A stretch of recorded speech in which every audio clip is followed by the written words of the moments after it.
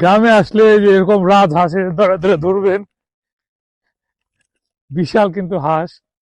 যাই হোক, আসলে যে বিষয়টার জন্য আসলে আপনাদের সাথে ভিডিও করা, এটা হচ্ছে ভিয়েতনামি নারিকেল গাছ। দেখুন কি পরিমাণ, মানে ছোট অবস্থায়, কয়েক বছর হয়তো বা বয়স, কিছুদিন আগে লাগিয়েছে সারি সারি। একজন শৌখিন ব্যক্তি এভাবে নারকেল গাছ লাগিয়েছে।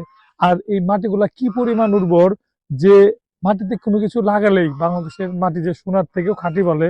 দেখেন, লাভের মতো করে দুইটা কিন্তু উঠেছে চারা। আবার এদিকে যদি দেখেন, সব থেকে বড় কথা কি, এই যে এই জিনিসটা দেখেন, এই যে নারকেল গাছ, নারকেল গাছ এই যে কি পরিমাণে দেখেন, আমার আমার আমার থেকেও ছোট, আমার এই পর্যন্ত হবে।